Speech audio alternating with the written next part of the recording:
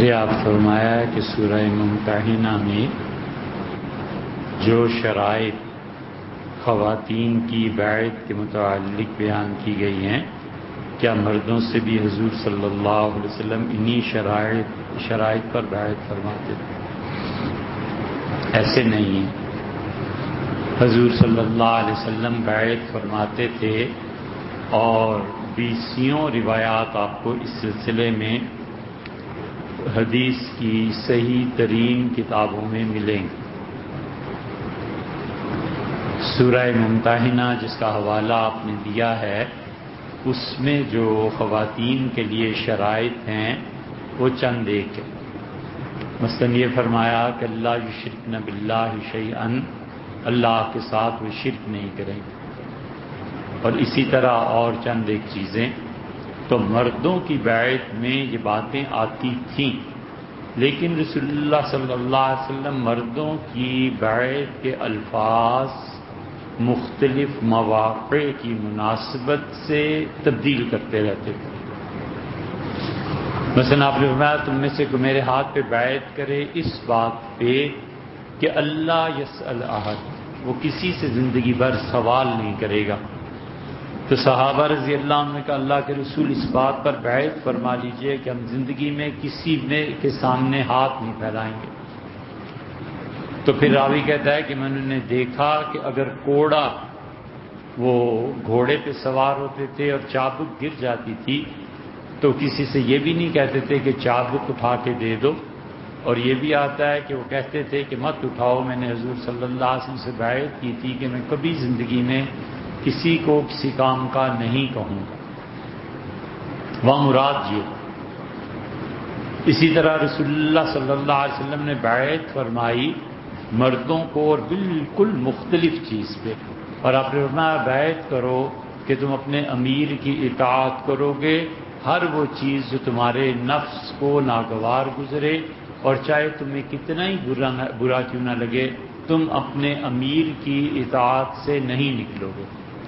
ایک دن حضور اقدس صلی اللہ علیہ وسلم تشریف لائے اور آپ نے کہا تم میں سے کوئی بیعت کرتا ہے میرے ہاتھ پہ ان چیزوں پر، اور پھر لوگوں نے بیعت کی آپ کی۔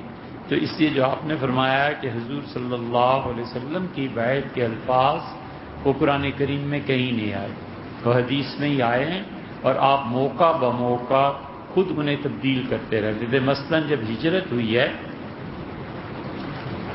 تو آخری جو وہ مکہ مکرمہ میں آپ کا رہنا تھا، جو حج ہوا تھا آپ کے سامنے آخری، یعنی ربیع الاول میں آپ نے ہجرت فرمائی ہے، تو ذی الحج جو اس سے پہلے آیا تھا، تو یہ اہل مدینہ آئے ہوئے تھے، اور انہوں نے حضور صلی اللہ علیہ وسلم کو پہلے سے ہی پیشکش کر دی تھی کہ آپ ہمارے یہاں تشریف لے آئیں۔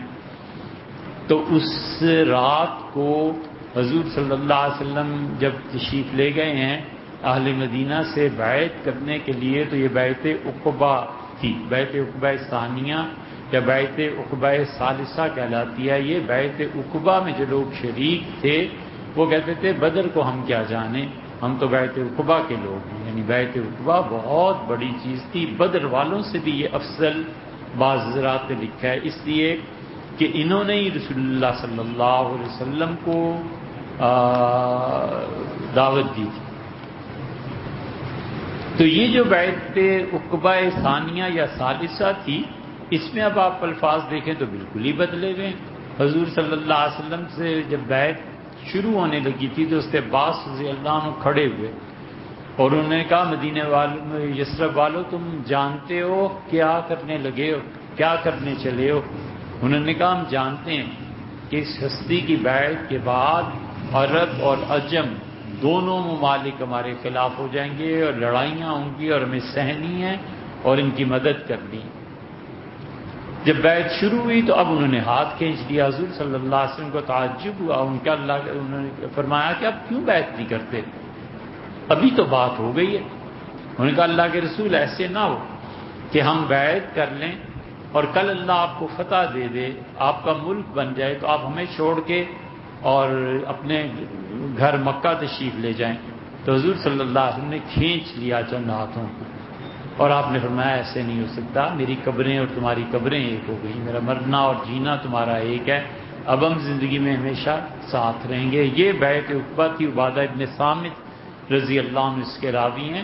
تو بہت سے صحابہ، یہ عمر بن العاص رضی اللہ عنہ کو بیعت فرمایا، انہوں نے بیعت کے موقع پہ بھی ہاتھ ہٹا دیا۔ حضور صلی اللہ علیہ وسلم نے کیوں عمر، کیا بات؟ ان کا اللہ کے رسول آپ مجھ سے وعدہ کریں کہ اس بیعت پہ اللہ میرے وہ تمام گناہ معاف کر دے گا جو میں آپ کی شان میں کہتا رہا ہوں، پچھلے بھی اور اگلے بھی۔ تو حضور صلی اللہ علیہ وسلم، تمہیں پتہ نہیں ہے کہ عمر ہجرت سارے اگلے پچھلوں کو معاف کرا دیتی ہے، حج اگلوں پچھلوں کو معاف کرا دیتا ہے۔ اور انہوں نے بیعت کی۔ ایک صحابی رضی اللہ عنہ، ان کا اللہ کے رسول مجھے بیعت کیجئے کہ قیامت میں آپ میری شفاعت، حضور صلی اللہ علیہ وسلم بیعت۔ تو اس لیے عورتوں کے تو چند ایک الفاظ ہیں، وہاں بہت تفصیلی الفاظ بھی آتے ہیں۔ قرآن کریم میں یہ الفاظ کہیں نہیں آئے۔